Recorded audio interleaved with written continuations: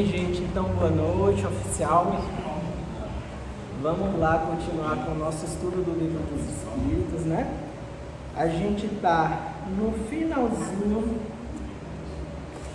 do capítulo 2, para quem está com esse livro, é na página 67, 67, no item 4, Espaço Universal. Espaço Universal, tá? Então, a gente vai ver hoje o item 35. Na verdade, faltam apenas duas questões para terminar o segundo capítulo do Livro dos Espíritos, né? Que é o capítulo que fala sobre os elementos gerais do universo, tá? Eu não terminei no nosso último encontro porque a gente conversou demais, a gente tinha muitas questões, a gente leu muitas questões, então acabou que não deu tempo de terminar no último. Mas quem perdeu e quem não pôde vir, tá lá no YouTube, né? No grupo tem o link, eu vou mandar o de hoje também. Tá todo mundo no grupo? Vocês estão no grupo não? Quem não tá, então passa para quem tá. Se quiserem entrar também, quem não tá no grupo, se quiserem entrar também, vocês avisem que a gente inclui. A gente pode incluir também, viu? Se vocês quiserem entrar no grupo. Mas se não quiserem, um vai passando pro outro. Que a gente começou há pouco tempo, né? Foram só 5 estudos do início do Livro dos Espíritos, né? Até hoje. Então, vamos lá. Hoje a gente vai ver Espaço Universal. Esse pedaço é bem pequenininho, é bem curtinho. São só 2 questões, tá? E quando a gente fala de espaço universal, gente, a gente está falando do espaço mesmo, tá? Ou seja, de todo o local que contém o universo, que contém os elementos do universo. Então, todos os planetas... Esse espaço ou só o espaço? Todo o espaço. É porque, na verdade, quando a gente fala do todo... quando a gente fala do todo... a gente está falando do espaço onde existem as estrelas, que a gente vê no céu, inclusive o nosso Sol, do espaço onde existem os planetas, inclusive o nosso, né? E quando a gente fala do espaço todo, a gente está falando, inclusive, desse espaço que a gente está contido agora. Porque a palavra espaço, às vezes, a ideia é só o que está acima. Isso, é porque a gente... É porque normalmente a gente usa a expressão espaço sideral, aquele espaço que está fora do nosso planeta, né? Mas na verdade o nosso planeta está contido nesse espaço. Então a gente tem que pensar dessa forma. Não é só o que está além da atmosfera da Terra, lá na órbita alta ou fora dela, né? É todo o espaço, inclusive esse que a gente está contido agora. No início do século passado não se sabia direito o que era o espaço. Então os conceitos de espaço eram conceitos mais primitivos. Achava-se que era só um local vazio, qualquer, né? Mas lá no início do século XX, mais ou menos ali em 1905, Albert Einstein, que foi um dos caras assim que desvendou realmente o que é o espaço, ele criou o conceito de espaço-tempo. E hoje a gente sabe que o espaço ele não é apenas o lugar, ele também contém o tempo. É um conceito físico, é um conceito um pouquinho difícil da gente explicar agora, até porque eu não tenho um recurso audiovisual aqui para estar mostrando para vocês, é uma TV, um slide, alguma coisa. Mas, a grosso modo, é como se todo o local onde a gente está, onde os planetas, asteroides, luas, tudo está contido, é como se fosse uma malha tridimensional. Pense um monte de linhas imaginárias horizontais, todos os lados, e um monte de linhas verticais, também uma entrelaçada na outra, umas entrelaçadas nas outras, né? Esse espaço, ele pode ser esticado, ele pode ser comprimido, e quando ele se estica e quando ele se comprime, o tempo também é alterado. Então, por isso que a gente disse que não é apenas o espaço. Hoje em dia a gente diz que esse ente físico é o espaço-tempo, porque quando a gente mexe no espaço, a gente também está mexendo no tempo. Deixa eu só colocar aqui o carregador, que eu esqueci, senão meu celular descarrega, porque iPhone não é muito bom de bateria. Acho que agora foi. Mas aqui a gente vai veio duas perguntinhas sobre o espaço de muito antes do Einstein descobrir o espaço-tempo, né? A gente está falando aqui de 1857. Einstein só foi descobrir esse espaço-tempo lá em 1905. Então, quase 50 anos depois, tá? Então, vamos ver o que os espíritos falam sobre o espaço. A primeira pergunta de Kardec é a 35. O espaço universal é infinito ou limitado? Bem, vamos ver o que é que os espíritos responderam. Eles responderam: infinito supõe um limite para ele. O que haveria além? E isto confunde a tua razão, bem eu sei. E, no entanto, a razão te diz que não pode ser de outra maneira. O mesmo se dá com o infinito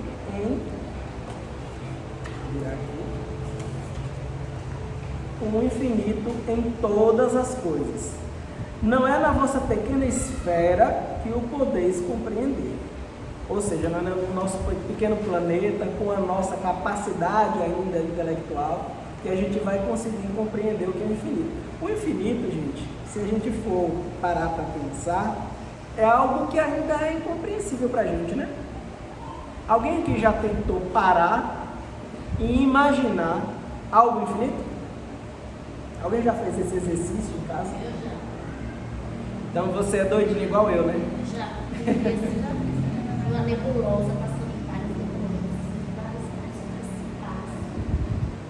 Meu Deus, será que tem fim? Aí fico imaginando o que tem além. E aí quando a gente começa a imaginar um monte de coisas sucessivas, um monte de espaços sucessivos, um monte de nebulosas sucessivas, como a Erika falou, né? E que nunca acabam, chega uma hora que a mente da gente meio que cansa. E a gente fala, eu vou parar de pensar nisso, senão eu vou acabar ficando doido, né? Mais ou menos por aí. E realmente é o que acontece, porque a mente da gente não é capaz de processar nem coisas muito grandes, além daquilo que no nosso cotidiano a gente costuma lidar, e nem coisas muito pequenas. Vocês já perceberam isso? Quando a gente para imaginar coisas muito pequenas, como um átomo, como uma partícula subatômica, um elétron, um próton, um nêutron, ou até menores, né, os quarks, ou os pósitrons, ou aquelas partículas bem pequenininhas, a gente não consegue imaginar direito. Aí o pessoal vai lá na escola e desenha um átomo lá, né, uma bolinha, um núcleozinho no meio com os elétrons em volta. Aí quando a gente vai realmente estudar, a gente sabe que não é daquele jeito. Aquilo ali é só uma representação artística e a gente acaba não conseguindo imaginar. Assim como a gente não consegue imaginar coisas muito velozes e nem muito lentas, a gente não é muito bom para perceber. Se a gente ficar no pé de uma planta, observando ela para ver o crescimento dela, a gente nunca vai conseguir ver ela crescendo. A gente tem que deixar ela lá alguns dias, voltar novamente e comparar aquele dia que a gente viu da primeira vez, comparar 5, 10, 20 dias depois, para a gente notar esse crescimento. Se a gente tentar observar uma criança crescendo, a gente nunca vai ver o crescimento. Mas quando a gente vê a criança e um ano depois a gente vê ela novamente, a gente vê a diferença. Porque nós não somos muito bons para reparar aquilo que é muito lento, assim como não somos bons para imaginar ou reparar aquilo que é muito rápido. Se passar qualquer objeto que seja aqui na nossa frente agora, na velocidade da luz, ninguém vai perceber que passou, a não ser que seja algo que na hora que passar, saia devastando tudo, né? A gente vai ver o efeito, mas não vai ver a causa. É mais ou menos por aí. E aí os espíritos nos dizem que o universo ele é infinito. Talvez, dentro do nosso raciocínio, a gente não consiga entender isso direito. Por quê? Porque a gente sabe que o universo, em um certo momento, ele foi criado. Não foi? Depois de Einstein, né? Porque Einstein ele pensava que o universo era estático. Ele pensava que tudo que estava no céu estava na mesma posição a vida inteira, eternamente. Né? Ele imaginava isso. Ele sabia que existiam astros que se movimentavam, mas ele achava que o todo era estático. É tanto que quando ele começou a criar as equações dele, né, equações que levavam em consideração a passagem do tempo, né, e o espaço percorrido em altas velocidades, ele achou um pedacinho da equação porque aquele pedacinho da equação dizia que o universo estava em movimento, que ele não estava parado. O que é que o Einstein fez? Como ele achava que o universo era estático, ele falou, não, esse pedacinho da equação deve estar errado, eu vou tirar e o resto da equação vai fazer sentido. E ele fez isso, ele retirou esse pedacinho e as equações batiam com o universo estático, beleza. Quando foi mais ou menos uns 20 e poucos anos depois, um padre chamado Georges Lemaitre, ele descobriu que o universo, na verdade não foi bem um padre, quem descobriu foi o Edwin Hubble, um astrônomo. Ele descobriu que as galáxias estavam se afastando uma da outra. E ele fez isso olhando ali no telescópio, né, e comparando uma galáxia com outra.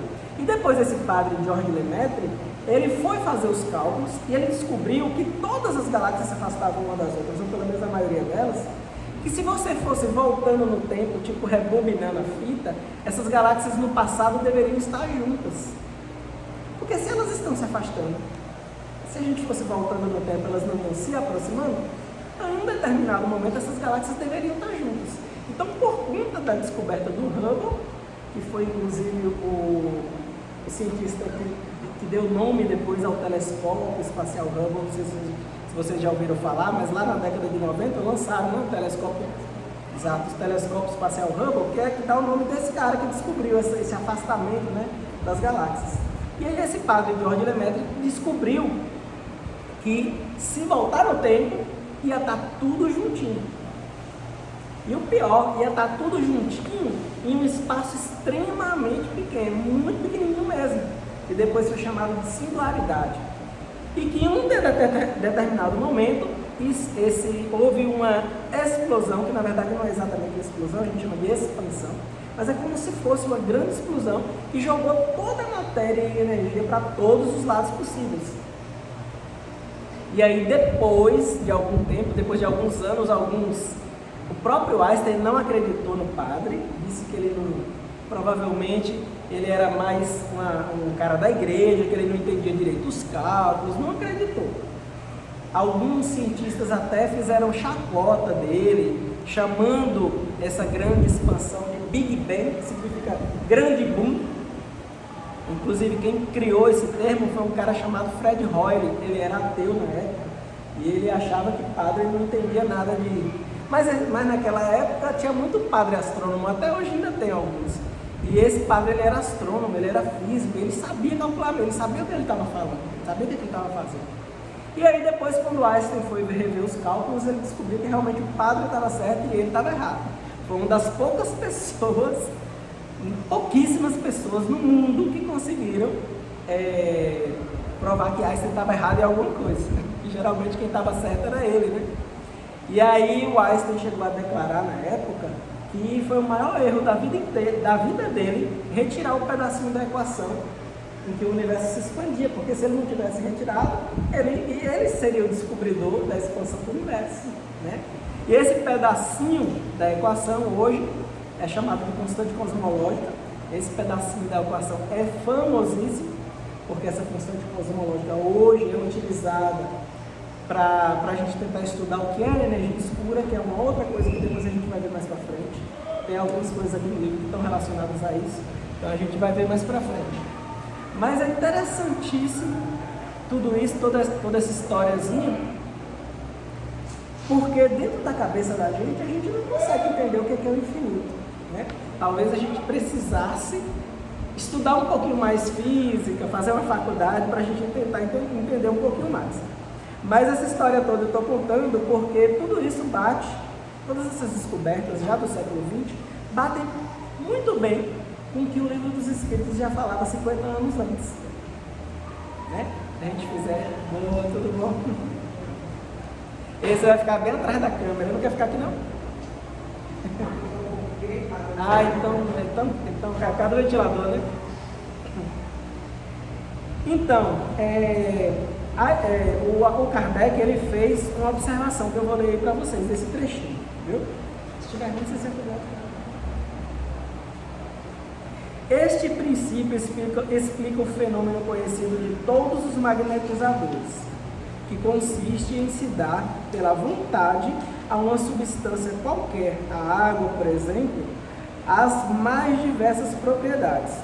Um gosto determinado. Aliás, isso aí que eu estou lendo desculpe, gente, não é desse trecho, não. É o item 1, é da pergunta 33.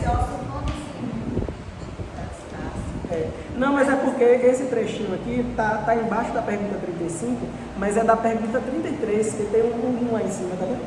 Então, eu não vou ler não, porque é de outra pergunta passada, tá? É de outra pergunta passada, é porque está no lugar errado aquele livro. A observação está na outra página. Então vamos lá, vamos ler, desculpem aí o equívoco. Supondo-se um limite para o espaço, qualquer que seja a distância a que o pensamento possa concebê-lo, a razão diz que além desse limite há alguma coisa. E assim, pouco a pouco, até o infinito. Porque essa alguma coisa, mesmo que fosse o vazio absoluto, ainda seria o espaço. Então é um pouquinho difícil da gente entender, mas assim, a gente não pode conceber um universo que tenha limites, mas a gente também não entende qual o formato dele por uma limitação nossa, uma limitação intelectual, uma limitação cognitiva. Por enquanto ainda não dá para a gente fazer o raciocínio ou a gente comparar com algo que a gente já conhece para explicar como que é o universo. A gente só sabe que ele é infinito. É a única coisa que a gente...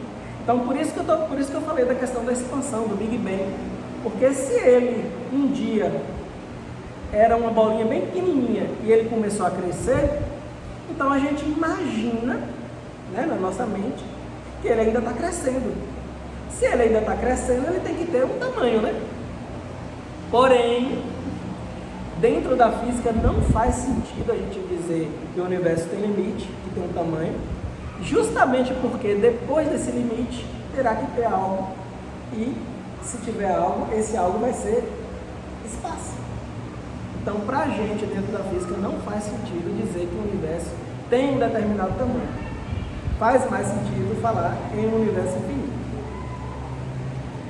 Bem, vamos ler a última questão aí do capítulo 2, que é 36, viu? O vazio absoluto existe em alguma parte do espaço universal? O que é o vazio absoluto? Esse espaço aqui que nós estamos nesse momento, né? Tirando aqui o piso, nossos corpos, as paredes, esse espaço aqui, ele está vazio? Não está, ele está preenchido pelo ar, né?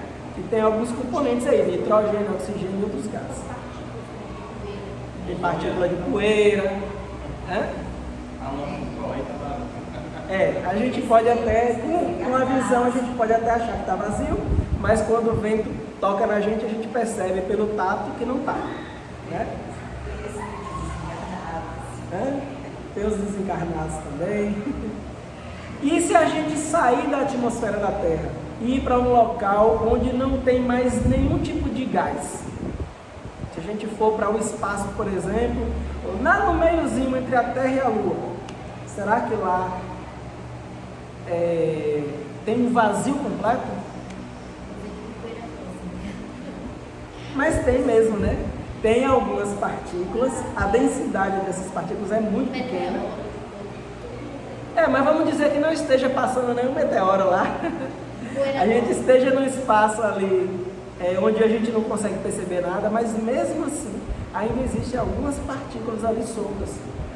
E mesmo se não tivesse, gente, ainda teria um espaço. O espaço, ou espaço-tempo, ele também é alguma coisa, né? Ele também é algo. A gente não pode dizer que o espaço não é nada. Ele é um ente físico, até porque a gente estuda ele através de equações e teoricamente também. Então, o que é que os espíritos responderam? Exatamente o que se descobriu depois do livro já pronto. A resposta é não, não existe o vazio absoluto. Nada é vazio. O que é vazio para ti está ocupado por uma matéria que escapa aos teus sentidos e aos teus instrumentos. Então, o que os espíritos responderam lá na metade do século XIX foi o que se descobriu depois, já no século XX, que o espaço ele não é algo que é vazio, ou seja, ele não é o vazio absoluto, ele possui algumas coisas. Se você chegar em qualquer lugar do universo, gente, qualquer lugar do universo, e você colocar um aparelhinho, não é um aparelhinho, um aparelhão, mas existe um aparelho que foi criado pela humanidade, que ele detecta umas partículas. Essas partículas são chamadas de, deixa eu ver se eu lembro o nome agora, não vou lembrar. Quando eu lembrar, eu falo para vocês. É uma partículazinha muito pequenininha. É uma das menores partículas que existe. Ela é tão pequena que ela nem tem massa. Ela só interage, ela nem interage com a matéria. Ela atravessa os nossos corpos, atravessa o planeta e sai do outro lado. Essas partículas, elas vêm de estrelas distantes. Então, em qualquer lugar do universo que você colocar um instrumento para medir essas partículas, você vai... São os neutrinos? Neutrinos, são os neutrinos. Se não me engano, são os neutrinos. Os neutrinos são partículas bem pequenininhas, que elas estão em todo o universo. Elas vêm de explosões estelares, elas vêm da própria radiação das estrelas. O nosso Sol, ele emite neutrinos o tempo inteiro. E ele é tão pequenininho que ele não interage com a gente. Nesse momento agora, atravessando o corpo de cada um de vocês, tem trilhões de neutrinos. E trilhões de neutrinos atravessam em frações de segundos, porque eles viajam à velocidade da luz. Então agora, nesse momento, tem trilhões de neutrinos atravessando o corpo de todos vocês, desde que vocês nasceram até hoje, e vão continuar assim pelo resto da vida de vocês, porque esses neutrinos, eles existem em grandes quantidades no universo. Então não existe nenhum lugar que é totalmente vazio. Na época que o livro foi escrito, já se sabia do neutrino? Muito provavelmente não. Por quê? Porque a física de partículas, ela só veio depois de Einstein. Ela só veio ali nos anos 20, 30 e diante, com outros físicos, né, com Max Planck, com Heisenberg, com outros que foram estudar a física quântica, que é a física das partículas muito pequenininhas. Então, muito provavelmente, isso daí tudo foi descoberto já no século XX, mais ou menos aí uns 70, 80 anos depois que o livro já estava escrito. Mas a gente vê que bate certinho, né? Bate direitinho. Querem perguntar alguma coisa? Porque esse assunto é meio abstrato, né? É bem abstrato. Vamos ver se a gente vai para um assunto aqui um pouco mais palatável, que agora a gente vai entrar no capítulo 3, que é o capítulo da criação, tá? E essa palavra criação, ela é interessante, porque existe hoje um movimento religioso muito famoso, chamado de criacionismo. Vocês já ouviram falar do criacionismo? O criacionismo é um movimento defendido por alguns religiosos cristãos. Não sei se outras religiões têm também, pode ser que sim. Mas aqui no Brasil existe um movimento cristão, principalmente protestante, né, das igrejas protestantes, que tentam pegar as regras da física, da química, da biologia, para explicar como Deus criou as coisas e explicar tudo o que se fala sobre religião. Todas as crenças religiosas dessas pessoas, elas tentam explicar com fatos científicos, através da ciência. Só que tem vários problemas nisso. Por quê? Porque às vezes a crença da pessoa não bate com o que a ciência sabe. Aí o que é que o criacionista faz? Ele deturpa o conhecimento científico, ele deturpa o que a ciência sabe para se encaixar na sua crença. E aí quando a gente ouve essas pessoas falando, a gente vê um monte de brechinhas, sabe? Um monte de coisinha. Eles pegam conceitos corretos, vários conceitos corretos, mas na hora de unir tudo, eles unem com mentiras. E eu não estou falando mentira no sentido, vamos dizer assim, da maldade. Eu estou falando no sentido do equívoco, tá? Não é que a pessoa está fazendo aquilo de má fé. Às vezes é porque a pessoa, na cabeça dela, ela tenta forçar a barra para que a ciência se encaixe com a crença religiosa. Por exemplo, hoje em dia já se sabem que existem vários animais pré-históricos, né, de milhões de anos atrás. A gente pensa logo em dinossauros, mas existiram vários e vários e vários outros seres anteriores aos dinossauros, né? Tinham os gorgonopsídeos, tinham os sinápsidos, tinham vários tipos de répteis. Antes disso tinham animais aquáticos assim antiquíssimos, os trilobitas, né? Vários e vários seres vivos bem mais antigos do que os dinossauros, que esses seres, hoje a gente acha eles em fósseis. né? E a gente consegue datar esses fósseis. E a crença da maioria dos cristãos é que os animais eles teriam sido criados há mais ou menos 6 mil anos atrás e não há milhões de anos atrás. Então o fóssil, quando a gente data, não bate com a crença. A crença é de 6 mil anos atrás, mas o fóssil é de milhões. O trilobita pode ter 500 milhões de anos, e aí? O dinossauro mais antigo tem 230, né? Os dinossauros não avianos, que são aqueles que não são aves, todos eles foram extintos há mais ou menos aí 66 milhões de anos atrás. Como é que eu posso crer que todos os animais foram criados 6 mil anos atrás, sendo que eu também tenho que seguir a ciência, que diz que está a 6 milhões? Então, aí vem um monte de teoria que não bate exatamente com o que a ciência estava falando. Por exemplo, eles dizem que os dinossauros, alguns falam que os dinossauros, eles estavam na Arca de Noé, mas na Bíblia não fala, entendeu? E como que um dinossauro grande, carnívoro, ia caber na arca? Aí alguns falam, não, mas colocaram somente os ovos, depois chocaram. Então tem um monte de teoria que eles vão criando para tentar explicar algo que na verdade é inexplicável. O Espiritismo tem outra proposta, tá? O Espiritismo, ele segue aquilo que a ciência aceita. Então se a ciência diz, né, que tinha dinossauro aqui no Brasil, obrigado, que tinha dinossauro aqui no Brasil há 200 milhões de anos atrás, a gente aceita. Agora, se a ciência diz que nosso planeta tem 4,5 bilhões de anos, a gente não vai poder dizer que quem está certo é quem diz que tem 6 mil. Então, para o espírita, para o espiritismo, o que vale é o conhecimento científico. Se esse conhecimento bate com a nossa crença, ok, beleza.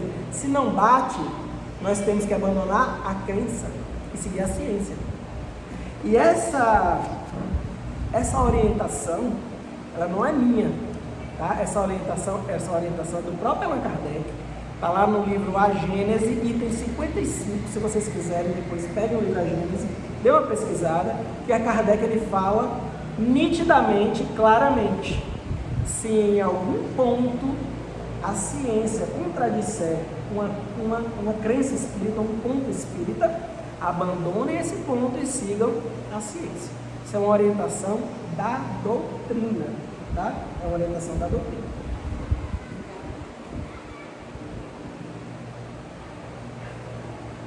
Bem, então vamos lá. Viu? Passando bem. Não entendi. Ah, não tem problema não. Pode passar aqui. É bom que você fica famosa no YouTube.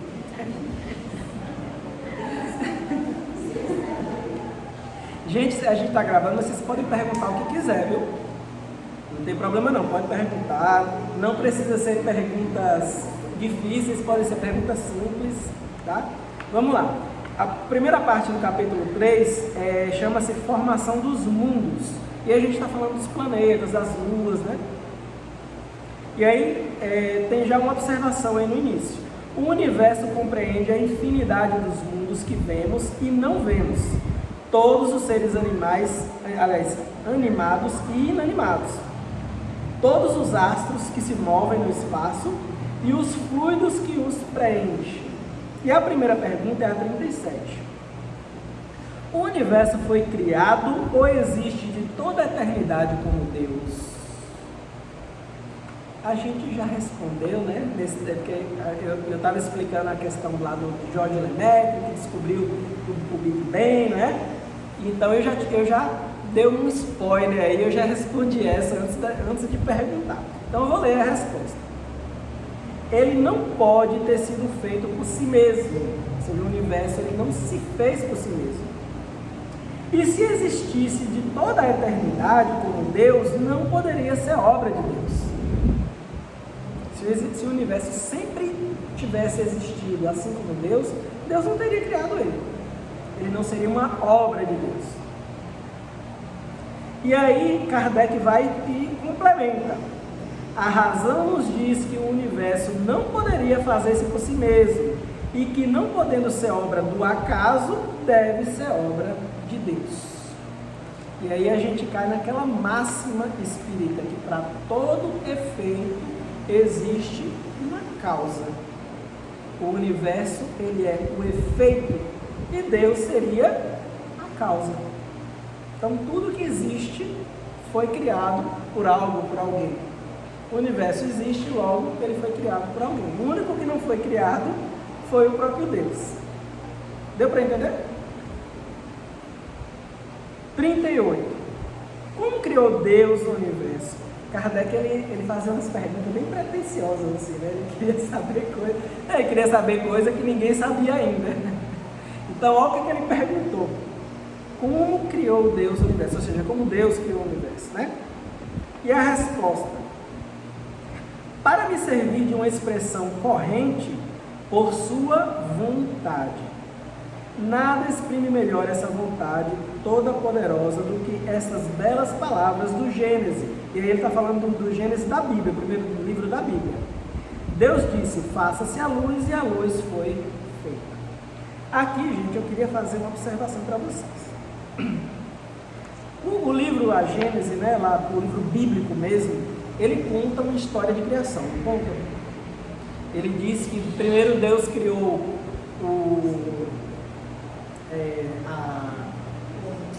primeiro Deus criou a luz, né? Faça-se a luz, né? Depois criou a terra, depois criou os seres, os animais e tal. E tem toda uma sequência lá. Só que essa sequência, ela é, vamos dizer assim, ela é uma sequência simbólica, tá? Se a gente for pegar o que a ciência sabe sobre a criação do universo, sobre a criação da vida aqui na Terra, você vai ver que não vai bater, tá? Não vai bater certinho. Algumas coisas você pode até relacionar. O que tem lá na Bíblia é uma história de criação feita pelo povo judeu, não exatamente o povo israelita, porque existe uma diferença, tá? Quando o livro A Gênesis foi criado, ele foi criado de forma oral. Uma pessoa falava, contava as histórias para as outras. Nesse tempo, Israel, os povos israelitas e os povos judeus eram uma coisa só, pelo menos é o que diz a tradição. Alguns historiadores não concordam, acham que o povo israelita era um, o povo judeu era outro. Mas vamos imaginar que a Bíblia está correta e que todo mundo era filho de Jacó, né? Filho de Israel, as 12 tribos. Beleza. Então o que acontecia? Quando essas histórias eram contadas, eram histórias orais, todo mundo, as histórias já existiam e todo mundo sabia as histórias ali, tá? Então eles contavam essas histórias uns para os outros. Mas quando o livro foi escrito, aí é que vem a questão. Quando o livro foi escrito, esses povos que tinham essa tradição oral de contar essas histórias, eles já viviam separados. E o texto que a gente conhece, bíblico antigo, eu vou falar aqui só dos 5 primeiros livros, né? Gênesis, Êxodo, Números, Levítico e Deuteronômio, que a gente chama de Pentateuco, que os judeus chamam de Torá. Então esses livros aí, quando eles foram escritos, já foi lá no século VIII antes de Cristo para cá. Ou seja, nesse tempo os judeus já estavam separados do povo israelita. Inclusive eles estavam em guerra um contra o outro. Então a história que a gente conhece é do povo judeu. É do povo judeu, que era um povo em meio a um local. Olha o mapa aqui, ó. Vamos pegar o mapa aqui para gente ver.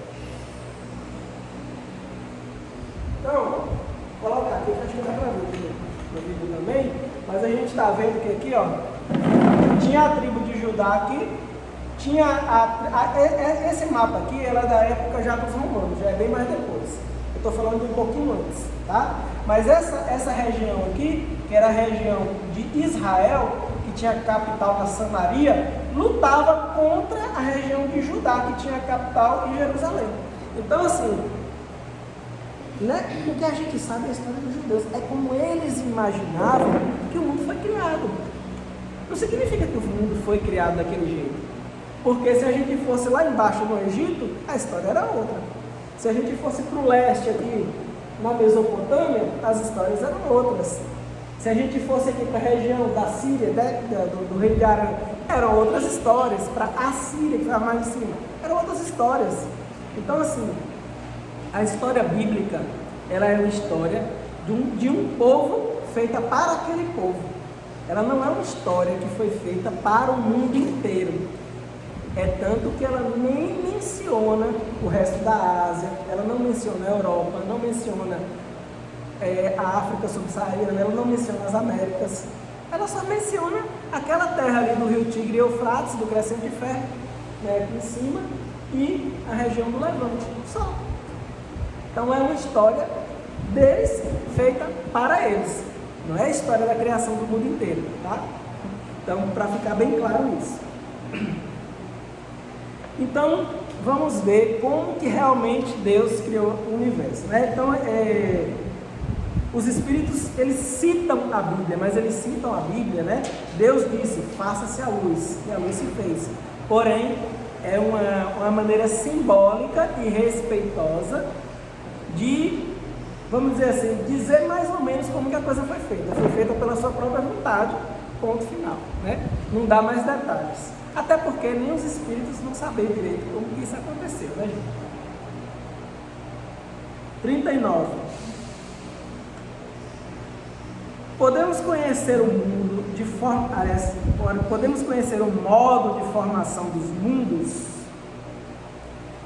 O modo de formação, ou seja, como eles surgem. E aí a resposta dos Espíritos.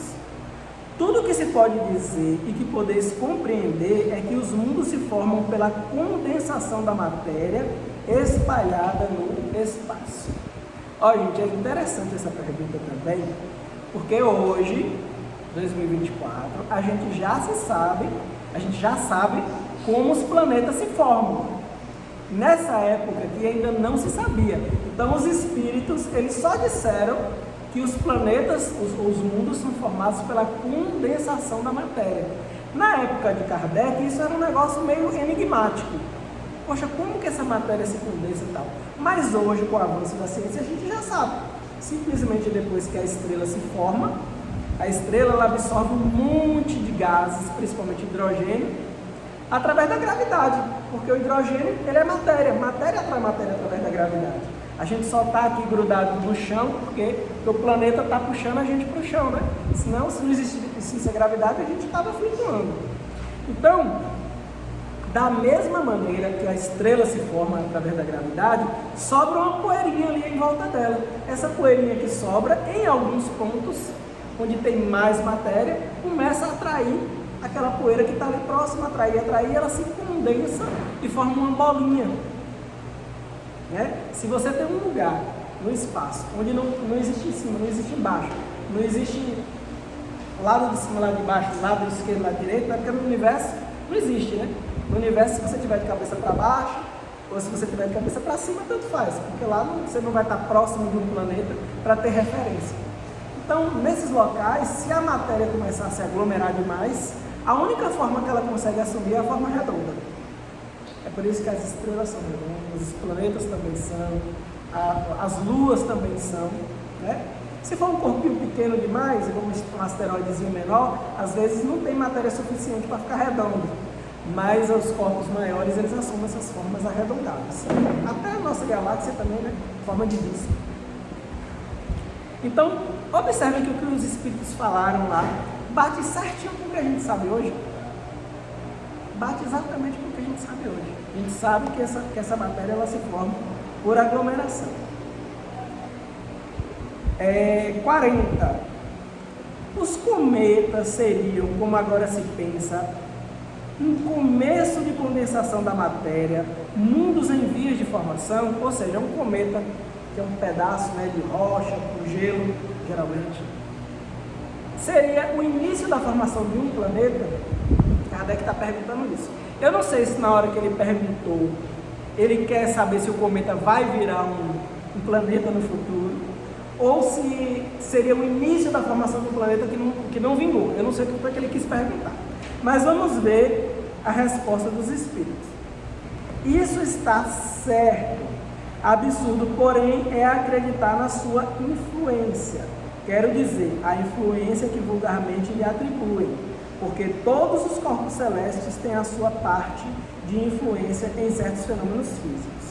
Então vamos entender, quem está lendo sozinho o livro dos Espíritos, quando chega numa pergunta dessa, às vezes se perde. E aí eu vou tentar explicar para vocês. O que os Espíritos quiseram dizer é que, do mesmo jeito que um planeta se forma, um cometa também se forma. Um pouquinho de matéria que está ali. Geralmente, quando a estrela se forma, sobra poeira e sobra água também. E essa água ela tende a ir para longe da estrela, né? Dificilmente ela fica próxima da estrela, porque é muito quente e a água se dispersa. Então a nosso planeta Terra só tem água porque está um pouquinho mais longe. Não está muito, mas está um pouco mais longe. Os planetas mais distantes, igual Júpiter, Saturno, esses planetas eles também contêm água. Só que eles têm uma atmosfera muito grande e a gente não vê. É tanto que tem uma lua de Júpiter, que é a Europa, que é água pura. Ela é pequenininha em relação ao planeta Terra, mas ela tem mais água do que a Terra inteira, né? E outras luas também têm bastante água. Então, o que ele está querendo dizer é que um cometa, ele pega um pouquinho dessa água, pega um pouquinho dessa poeira, junta como se fosse formar um planeta, mas como não tinha matéria suficiente, não formou. Virou apenas um asteroide pequenininho ou apenas um cometa.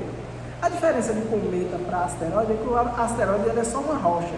Ou ele é pedra ou ele é metal.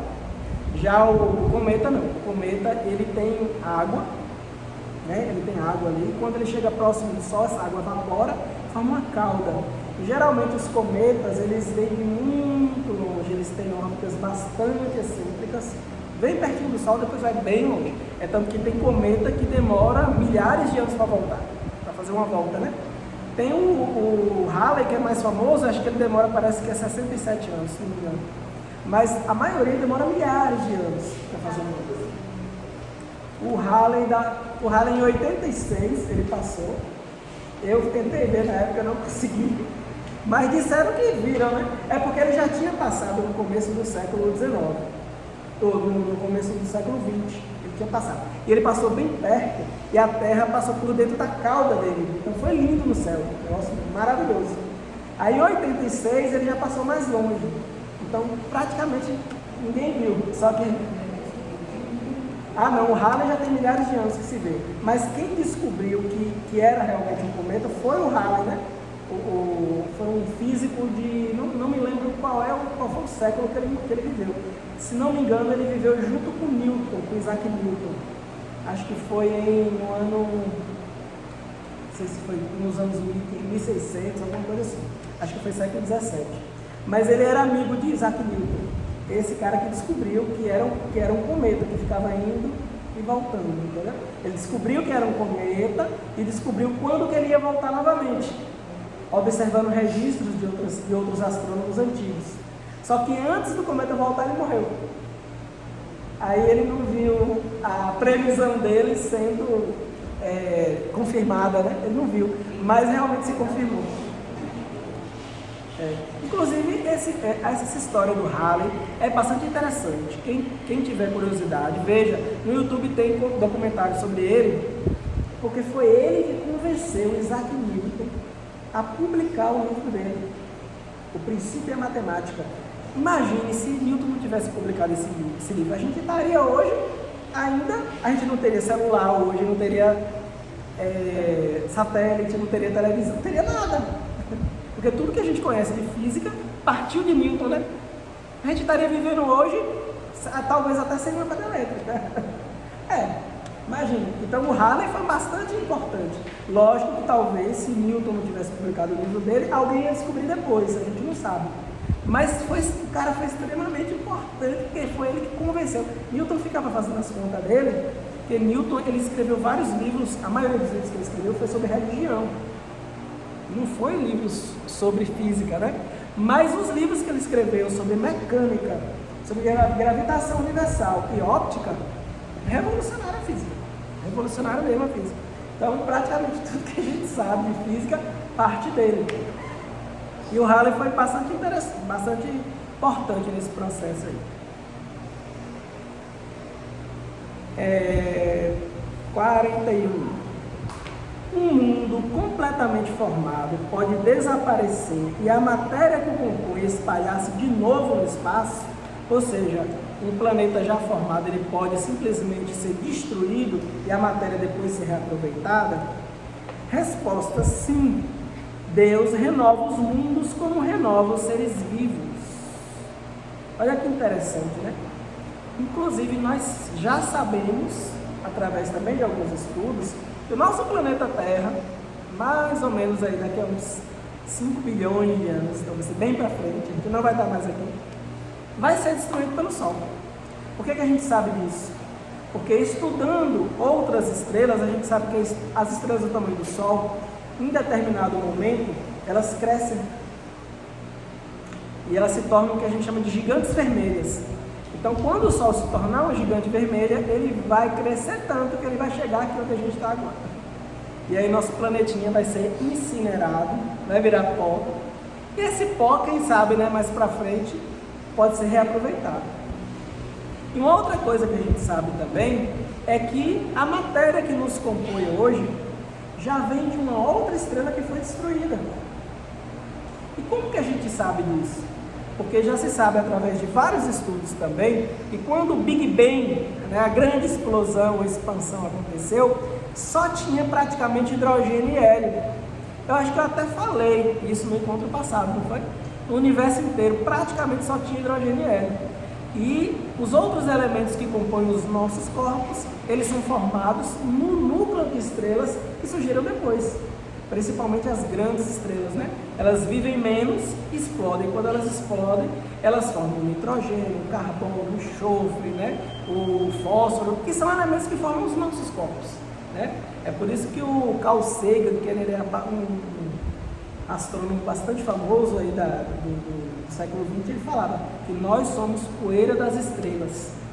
Teve até um documentário no Fantástico que o nome era esse, Poeira das Estrelas, por causa da frase do Carl Sagan. Então, os mundos eles se renovam assim como os seres vivos também se renovam, né? A gente nasce, cresce, reproduz, morre e depois dá origem a outros. Boa noite, Lívia. Sua cadeira já está aqui reservada.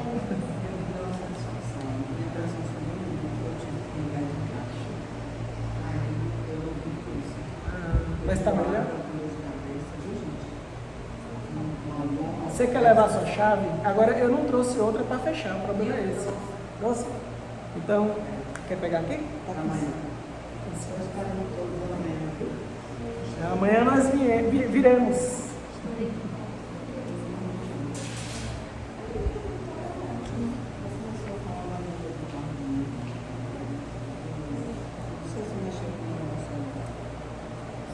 Gente, então. Tchau, Lívia. Deu para entender até aí? Está muito complicado, está muito rápido. Tudo tranquilo, né? Então vamos para a última pergunta de hoje, tá? Que é a 42. Saberemos a duração da formação dos mundos, da Terra, por exemplo? Será que a gente, um dia, porque isso que eu estou falando, né? Do Sol crescer, virar uma gigante vermelha e explodir e destruir a Terra, é conhecimento mais recente, né? Já do século XX para cá. O livro é do século XIX. Então, Kardec faz essa pergunta antes da gente saber sobre as gigantes vermelhas. E aí o que é que os espíritos respondem? Nada te posso dizer, porque somente o Criador o sabe. E bem louco seria quem pretendesse sabê-lo ou conhecer o número de séculos dessa formação. Então, na época, nem os espíritos sabiam quando que a Terra iria ser extinta, iria ser, vamos dizer assim, varrida do universo, né? Então eles não sabiam. E eu acho interessante eles responderem dessa forma, porque assim, a gente imagina que os espíritos que responderam aqui as questões, que eles sabiam de tudo, mas a gente vai ver que tem um monte de pergunta que eles não sabem a resposta, eles deixam claro isso, tá? Inclusive, nós mesmos encarnados, através de estudos, a gente pode descobrir coisas que aqui eles ainda não sabiam. Hoje, se você perguntasse a esse mesmo espírito a mesma pergunta, talvez ele já saiba, né? porque eles acompanham tudo que acontece aqui, o mesmo estudo que tem aqui, existe lá também no plano espiritual. Então eles acompanham, inclusive alguns encarnam, fazem parte aqui do nosso planeta durante um tempo, muitos se enveredam também pelas ciências, por algum ramo das ciências, e depois retornam, desencarnam e retornam para o plano espiritual. Então é bastante interessante a gente notar que nem todas as perguntas que Kardec faz, elas são respondidas pelos espíritos, porque muitas vezes nem eles mesmos sabem. Lembra quem estava aqui? Eu não sei quem estava aqui, mas no nosso primeiro encontro, falando do livro dos espíritos, né? A gente falou sobre Deus. E nessa ocasião, eu cheguei a comentar que a maior parte dos espíritos, mesmo os mais sábios, não sabiam definir Deus de forma bem, vamos dizer assim, de forma bem precisa. Eles não sabiam. Então, se eles não sabem, né, muito menos nós. Então a gente chegou à conclusão, através da leitura, através da nossa discussão, que o conceito de Deus é abstrato. Ou seja, a gente não sabe direito o que é Deus. A gente sabe que é uma inteligência suprema, é a causa primeira de todas as coisas, mas a gente meio que para por aí, né? E o resto são só especulações mesmo. A gente até dá algumas características a Deus, mas a gente não consegue definir ele de maneira precisa. Isso a gente não consegue fazer. Então, várias e várias perguntas do livro dos Espíritos, vai acontecer isso também. Os próprios Espíritos vão dizer. Inclusive, vai ter uma parte lá que eles vão dizer assim que só Jesus é que tem uma ideia melhor, né? E eles deixam isso mesmo bem claro em alguns partes, alguns trechos. Eu já li alguma coisa que diz que os espíritos bastante evoluídos, que já tiveram a segunda morte, não é? Já são tem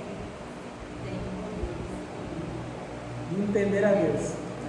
Não, a gente sabe que no universo, né, fora aqui do nosso planetinha, existem mundos mais evoluídos do que o nosso. Então, os espíritos que habitam esses outros mundos, eles vão ter, eles vão ter conhecimentos muito mais avançados, né?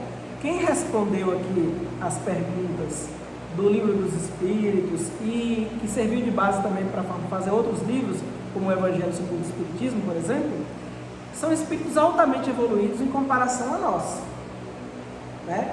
Mas se você for comparar com outros mundos ainda mais evoluídos, eles já não são tão avançados assim, né? Porque existem inúmeros outros mundos, tanto mais primitivos, quanto parecidos com os nossos, e quanto também mais evoluídos que os nossos. Então a gente tem graus infinitos de evolução dentro do nosso cosmos, né? Que é o nosso universo, tá? Deu para entender, gente? Ficou muito confuso? Diz. presa no que você falou, é cerca de 5 milhões de anos, até Isso. que tem a expansão do Sol e o planeta. Assim como nós temos a nossa programação encarnatória, né? O nosso planeta também tem a programação evolutiva dele, né? Que era a de próprias expiações, o centro de regeneração, e aí tem a próxima que é a Planetas felizes ou ditosos, que a gente chama, ou planetas angelicais. E aí, pegando essa informação e usando para os nossos anos, seria então já que está na programação do nosso planeta, nesse tempo conseguir chegar A outras. Como é teu nome? Catiara. Então, porque o pessoal que talvez não tenha ouvido, que o áudio para quem está longe aqui não pega direito. Então eu vou repetir a sua pergunta. Então, Catiara perguntou o seguinte: o planeta ele tem também um ciclo evolutivo. Primeiro ele era planeta primitivo, depois passou para planeta de provas e expiações, que é agora, depois vai passar para regeneração, depois vai passar para planeta feliz, planeta angelical e tal. E aí ela está perguntando se, como o planeta ele tem também um limite, né, para, vamos dizer assim, para abrigar a vida, vai chegar um momento que o Sol vai se expandir e o planeta não vai mais ser capaz de abrigar a vida, pelo menos não como a gente conhece, se vai dar tempo de a gente passar por todos esses ciclos, todas essas etapas, antes que haja essa destruição, né, entre aspas, do planeta. E sim, agora sim, não necessariamente todos os planetas vão ter todos os estágios, não necessariamente. Nossa espécie ela tem mais ou menos aí 300 mil anos na Terra. Então é um tempo muito curtinho se a gente começar a falar de bilhões. Muito provavelmente o planeta Terra, daqui a mais ou menos 1 bilhão ou 1 bilhão e pouco, o Sol ainda não vai ter chegado aqui, ainda não vai ter crescido o suficiente, mas ele já vai estar bem maior e já vai ser quente o suficiente já para não ter vida na Terra. 5 bilhões é quando o Sol já vai ter chegado aqui e provavelmente o planeta vai ser incinerado mesmo. Vai ser incinerado mesmo. Mas a gente não vai precisar chegar nos 5 bilhões para a vida se extinguir. A vida vai se extinguir muito antes, muito antes. Muito provavelmente daqui a 1 bilhão e pouco, já vai estar tão quente que não vai ter mais vida. Só que esse 1 bilhão é mais do que o suficiente para passar por todas essas fases.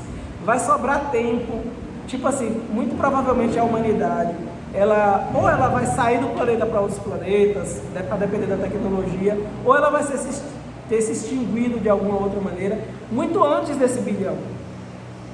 Só para você ter noção, a espécie humana que mais sobreviveu na Terra até hoje, que foi o Homo erectus, ele só viveu durante 1,5 milhão de anos, ou seja, 1000 vezes menos do que o tempo necessário para a Terra esquentar e a vida começar a se extinguir, entendeu? Então, assim, apesar do nosso planeta já ter vida aí há mais ou menos uns 4 bilhões de anos, mas muito provavelmente a gente não vai ter vida aqui por mais 4. Muito provavelmente não. Nosso Sol, a vida dele inteira, até ele murchar, né? Se tornar o que a gente chama de anã branca, é em torno de 10 a 12 bilhões de anos. Então, assim, ele já viveu a metade. Então só tem mais a outra metade daqui para cima. Mas esse tempo ele é mais do que suficiente para a humanidade fazer tudo que tem para fazer na Terra. E ainda vai sobrar muito tempo para frente, talvez com outras espécies, a gente não sabe, ou talvez até com nós mesmos migrando, sei lá, para Marte ou para outros mundos. A gente não sabe o que vai acontecer, não tem como a gente saber, mas é tempo mais do que suficiente, vai sobrar tempo, não se preocupem com isso. E tem uma outra coisa.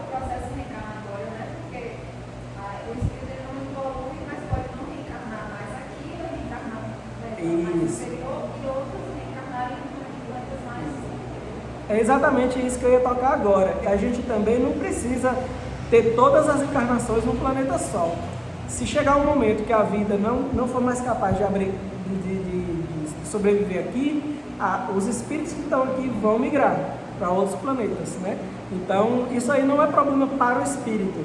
É um ciclo natural dos planetas e dos sistemas também, que o próprio sistema solar, né? Ele tem ali o limite dele. Então, tudo tem limite, tudo tem as transformações. A matéria, ela se transforma o tempo todo. Então, a gente não precisa, como espírito, a gente não precisa se preocupar com isso, porque a gente migrar. O problema é a espécie biológica, a espécie humana biológica que está aqui hoje. Essa daí vai ter um limite. A gente não vai poder ser eterno.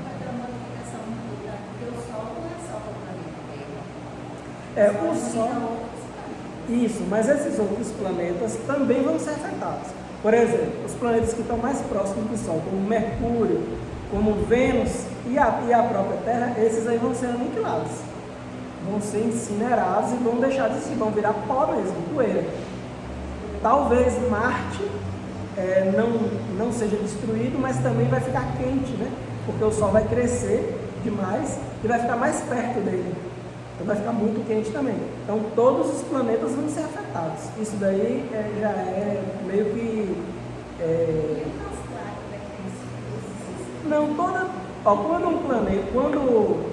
Quando os espíritos deixam um planeta, todas as colônias deixam de existir, o umbral deixa de existir, tudo deixa de existir. Todo mundo é transferido. E vão para outros mundos, para outros orbes, ou ficam simplesmente no plano espiritual mesmo. O plano espiritual, para existir, não precisa de um planeta para existir. O que a gente conhece hoje como colônia, como umbral, é o que existe hoje dentro da condição do nosso mundo hoje. Mas, a partir do momento que todas essas transformações ocorrem, tudo isso deixa de existir. E os espíritos são transferidos para outras dimensões. Isso aí não é problema para o espírito. Muito provavelmente, todos nós aqui já viemos de outros planetas, né? Já estivemos em algum momento das nossas encarnações em outros locais, que não a Terra. Muito provavelmente sim. Todo mundo aqui é meio extraterrestre. Né? Mas assim, isso é o que os espíritos nos dizem. Mas para o espírito não tem problema nenhum o planeta deixar de existir. Não tem problema algum. Basta se transferir, tá? Mais alguma pergunta? Foi uma ótima pergunta porque as pessoas normalmente não perguntam nessas coisas. E às vezes ficam ali na dúvida, né? Mas se tiverem mais perguntas. Então vamos encerrar, né? Fazer nossa prece. Deixa eu desligar aqui o pessoal do YouTube.